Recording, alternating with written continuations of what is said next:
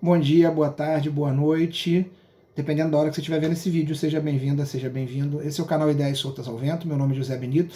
Sou professor de História e criei esse espaço como lugar de debate para algumas ideias, provocações, avaliações que eu lanço aqui. Então o mais importante para mim é que ao final do vídeo, se você tiver algo a acrescentar ou a criticar, deixe nos comentários. Eu vejo todos e respondo a maioria, se alguma questão for colocada. Se você gostar do vídeo, curta, compartilhe e principalmente se inscreva no nosso canal. A gente tem feito vídeos aí com uma regularidade na pandemia de uma vez por semana. Esse vai ser dois dessa semana, porque essa é a tendência, eu vou explicar por quê. É que esse vídeo seja rápido, então se inscreva no canal, ajude a gente a chegar aos 200 inscritos, né? O que já é um número que eu acho interessante para ouvir as sandices desse gordo. Bom, hoje, como eu falei, é um vídeo para ser mais rápido, para além daquelas análises que a gente faz da realidade brasileira. A gente deve ter outro vídeo, porque a realidade brasileira é surpreendente, mas eu quero fazer um vídeo aqui, o professor José Benito, professor de História, que ama o que faz, que está com saudade da aula. Eu quero falar principalmente para os pais e mães de alunos, de qualquer nível, seja dos pequenininhos da creche aos da universidade. Eu acho que a sociedade, nos últimos anos, ela tem tratado nós, seres humanos, como grandes crianças, que não podem ouvir a verdade, não podem ser contrariados, que têm que buscar a eterna felicidade do comercial de margarina, que é uma coisa que eu adoro falar nos meus vídeos. Mas eu acho que para amadurecer como civilização, para poder dar passos maiores, a gente precisa entender a realidade, e precisa entender, às vezes, a dureza dessa realidade. Por que eu estou dizendo isso? Eu tenho visto nas últimas semanas, na televisão, principalmente na Rede Globo, nos jornais matutinos, pais preocupados com escolas que não estão tendo aula e que os filhos, escolas boas, escolas de renome, não estão tendo o EAD, o ensino à distância, que é considerado por muitos, nesse momento, a grande salvação, a grande panaceia para a ausência da aula física. É como se isso fosse salvar o ano. As pessoas estão preocupadas com isso. O que vai ser do ano do meu filho, ou dos meus filhos, ou da minha filha, enfim. Bom, a realidade dura, dentro desse processo da gente entender, por mais que doa, para poder avançar, é que, independente de qualquer coisa, pai, mãe, esse ano está perdido. Ponto. Este ano, como um processo, como uma etapa de aprendizagem, está perdido. Seu filho vai atrasar um ano, independente se, na regra formal burocrática, ele passe de ano no final do ano. Acho que isso não é o mais importante. No fundo, qualquer pai, qualquer mãe quer que seu filho aprenda. E nesse processo, nesse ano, o ano está perdido. Porque o processo de aprendizagem é um processo eminentemente presencial. Nada substitui a presença humana dentro da escola. E presença humana dentro da escola é, nesse momento de pandemia, nesse momento que é único, singular na história da humanidade, pelo menos nos últimos 200 anos, que nos mantém afastados, mesmo quando na rua, né, que nos mantém evitando aglomerações, porque isso é o que o vírus mais precisa para se disseminar. Pensar que o ano vai ser normal para uma escola que é necessariamente presencial, principalmente presencial, que prevê a interação, a aglomeração entre jovens, entre crianças, a troca de ideias, o livre pensar entre o professor, acreditar que isso vai ser normalizado agora, no meio da pandemia, é ignorar a realidade. E não dá para a gente ignorar a realidade do que a gente vive. Nós temos 1 milhão de infectados, chegando hoje esse número, no dia 19 de junho. A gente tem 48 mil mortos. Não dá para brincar com isso. Eu acho que antes de mais nada, o ser humano ele precisa se preocupar com a sua vida. Então, a primeira coisa é, não ter aula presencial é uma preocupação com a vida das crianças, dos pais, dos avós, dos professores. Nesse sentido, a aula presencial se torna, neste momento, impensável. Por mais que alguns prefeitos irresponsáveis, por mais que alguns governadores irresponsáveis queiram fazer você pensar diferente, é mentira.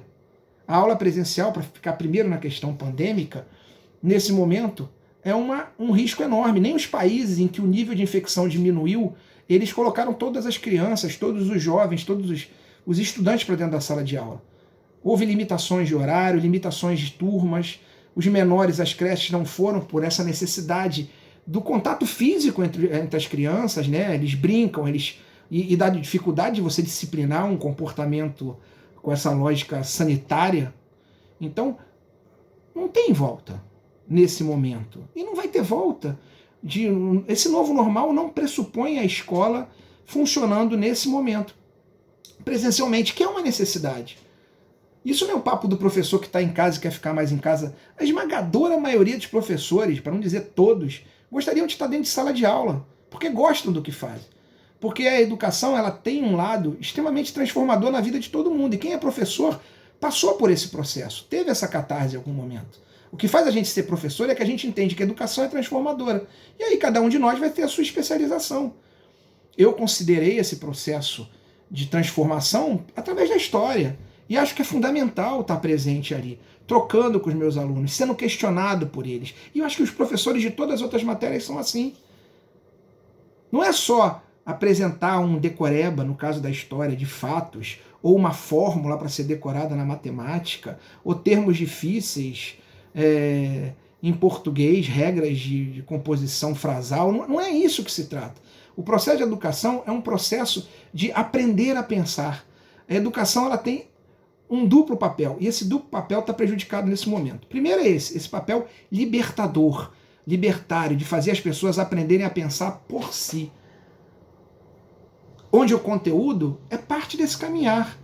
A gente às vezes vive numa lógica mecânica, né, de que conteúdo é o mais importante. Por isso é importante ter o EAD, o ensino à distância, para dar o conteúdo aos alunos. Pai, mãe, o conteúdo é parte do processo de aprender a pensar. Eu quero que o meu aluno aprenda a pensar a história, a ponto dele questionar o que eu fale. Aprenda a pensar a matemática, a ponto de entender a lógica da fórmula, não decorar.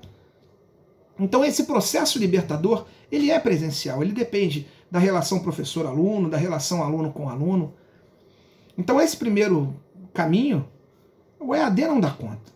E o segundo caminho, a escola, principalmente, além dessa função libertadora, ela tem uma função normativa. O ser humano ele é um animal gregário, ele precisa do outro para aprender, para viver, para ser um ser social, ele precisa, para evoluir socialmente, estar junto do outro, aprender a conviver com a diferença, a respeitar a diferença, a debater as divergências de pensamento dentro de uma certa lógica normativa, digamos assim, com civilidade, com respeito. Inclusive uma normativa que a gente às vezes, né, que tem um pensamento mais progressista, acha que não necessariamente sempre é boa. A questão do respeito ao horário, né, eu não estou dizendo que eu sou contra o horário, eu estou dizendo que necessariamente esse tipo de doutrinação do horário, da lógica fabril, é o que mais precisa ser questionado também, e explicado e pensado dentro da lógica libertária, libertadora da educação. Então, a educação cumpre esses dois papéis que são presenciais. O de normatizar, o de dar às pessoas, principalmente os mais jovens, a possibilidade de entender o quão fantástico é viver em sociedade e o quanto isso tem regras, e principalmente aprender a pensar. Eu estou querendo dizer, para terminar, que o EAD é ruim? Não, é uma tremenda ferramenta. Ela pode ajudar a gente nesse processo, num debate, numa troca do conteúdo. Ela pode sim ser uma ferramenta auxiliar. Mas para isso ela precisa de uma série de coisas que nenhum governante responsável que está querendo colocar as crianças, né, fingindo para os pais, porque eles não querem, que eles têm medo do resultado disso a nível sanitário. Nenhum governante dá conta porque o que é o EAD. É preparar uma aula distinta, onde eu não tenho a interação com o aluno direta. Por mais que eu possa estar numa videoaula, essa interação tem algo quebrado, algo que se perde. Eu preciso preparar uma aula diferente, me dá muito mais trabalho. E essa aula não vai dar conta de tudo que eu quero dar. É uma ilusão, uma falácia. Até para dar o conteúdo, o EAD não funciona, o conteúdo todo. Além disso, a gente não pode ignorar que a gente está no Brasil. Mesmo alunos de boas escolas não necessariamente têm uma boa conexão na internet. E mesmo aqueles que têm uma boa conexão no preço, não necessariamente ela funciona sempre. E não necessariamente, nesse tempo de pandemia, a gente pode exigir de alguém, de um aluno, de uma jovem, de um adolescente, que esteja preocupado em estudar a Revolução Francesa, quando muitos deles vão estar preocupados qual vai ser o futuro deles, se eles vão sair dessa vivos ou não. As questões se ampliam num momento como esse. Então, para além do conteúdo, o EAD pode ajudar? Eu acho que pode ajudar muito mais nesse debate do que no conteúdo. Mas mesmo no conteúdo, mesmo nessa questão normativa, do saber fabril, do saber do horário, de criar, né, que eu acho que é nessa linha que eu vejo as pessoas verem o EAD, né? como uma tentativa de se manter um mínimo de normalidade e de normatividade, não de uma educação libertadora, porque é muito mais difícil fazer isso via EAD. As pessoas que veem o EAD como salvação para tudo não enxergam as suas limitações, as suas dificuldades de realização, as suas dificuldades técnicas de imposição. Os governantes, principalmente quem trabalha em escola pública, e mesmo os particulares, não estão dando aos professores o que eles precisam para desenvolver minimamente aquilo em que o EAD pode ser eficaz. Então, a gente não tem condição técnica, não dá conta do papel amplo e plural da educação. E os alunos também têm direito a não querer. Eu estou no teletrabalho, eu tenho outro emprego de pesquisador, e eu estou no teletrabalho. E tem dias que você não quer.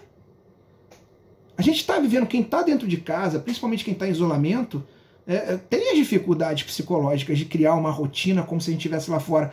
E pior, e aqueles que não podem estar? A gente está falando de um país que não tem internet, mas vamos supor que um aluno pobre tenha acesso à internet. Um aluno que tenha que estar indo no meio da pandemia arriscar a vida para botar o pão em casa, porque o governo não fez nada para ajudá-lo. Imagina a cabeça desse aluno, como é boa parte dos meus alunos, eu dou aula na educação de jovens e adultos. O que a gente vai cobrar dessas crianças? Então, pai, mãe, responsável, me desculpa. Alguém precisa falar isso para vocês. Esse ano está perdido, mas perder um ano não é o fim do mundo. A gente precisa também perder um pouco, a gente aproveitar essa oportunidade para perder a lógica fabril. A vida não é uma fábrica. Eu atrasei por opções, porque eu fiz uma escola que tinha 4 horas no segundo grau, porque demorei um ano para voltar, tive que atrasar um ano. Eu atrasei 3, 4 horas da minha vida e estou aqui. E foi importante para o meu processo de aprendizagem. Eu estou dizendo que é ruim, a todo mundo tem que atrasar? Não, mas eu estou dizendo que isso não é o fim do mundo. A gente tem que parar de tratar os nossos filhos, as nossas filhas, como peças numa linha de produção, que precisam cumprir etapas, serem usinadas, galvanizadas e entregues ao mercado. Não é isso.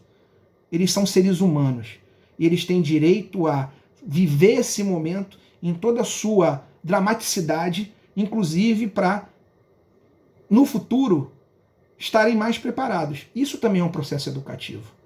Então, eu peço ao pai e à mãe que está me vendo, principalmente, e aqueles que não são, que divulguem, que entendam que ensino à distância não pode servir para acalmar seu coração, achar que seu filho teve um ano normal. Porque se fizer isso, seu filho vai ter perdido o ano da mesma maneira, porque isso já está perdido, é fato, e você vai estar se enganando e enganando a ele. Às vezes é melhor a gente viver essa realidade, entender as nossas limitações, para quando a gente voltar a esse novo normal, que ele seja menos um novo normal de máscara ou de qualquer coisa, mas que seja um novo normal na nossa mente. E a gente consiga entender, de fato, qual é o papel da educação nesse processo. Uma coisa eu tenho certeza, não é papel da educação enganar qualquer ser humano. É formar, informar e preparar para as pessoas pensarem criticamente. E querer fazer com que as pessoas acreditem que está normal, que esse ano o ensino à distância pode salvar os alunos, mil perdões, é enganar vocês, é não ser educador.